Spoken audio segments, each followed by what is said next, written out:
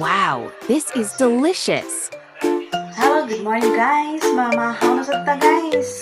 Kami sa itong ipamahaw karon. Kuha na sa ta kanina.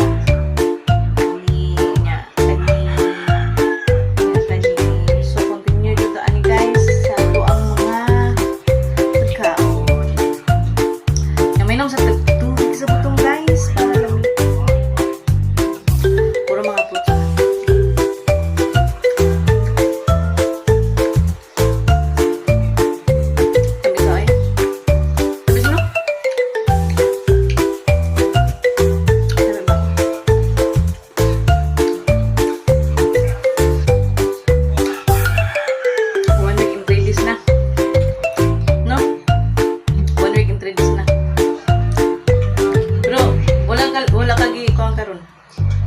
Wala kang gi-oops karon ba? No, langlangs. Langlang.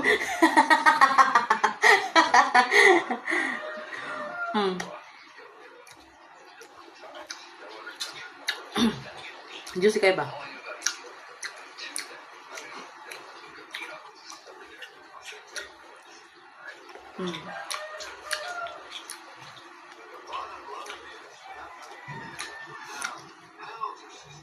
Paano nga siyang i-continue guys kay among jud siyang ipakita sa tanan ba nga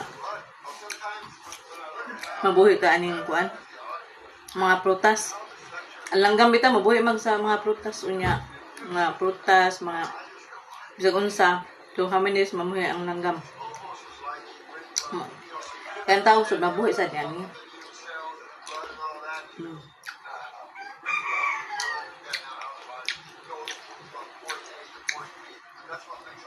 Pwede lang siya kayo. Manindot ang atong lawas, manindot ang atong health body. So, mag long life sad ta. Vegetables o fruits long life man gyud na siya. Kaya mo man siyang pagkaon sa atong kanunuan sa unang panahon ni iba o ni Adan. Wala may kanon sa una guys, so wala pa napintang si Adan. Si iba.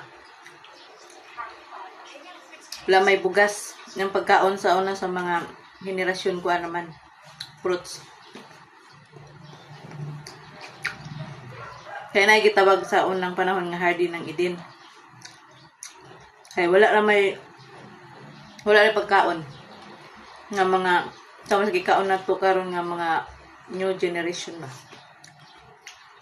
Ang pagkaon sa una is fruits lagi siya o kuan mga vegetables nga gikan sa nature ba mutubo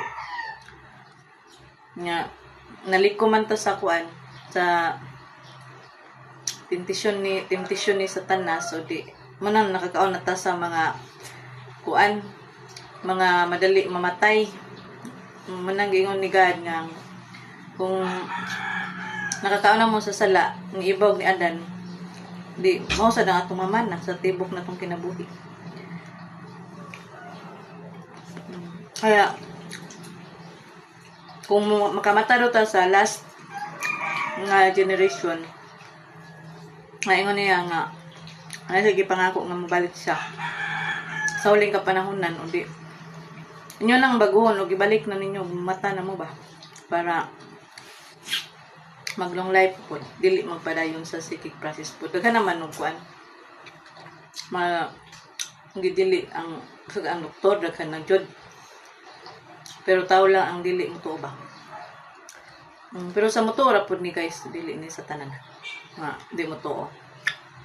Bye bye, thank you for watching.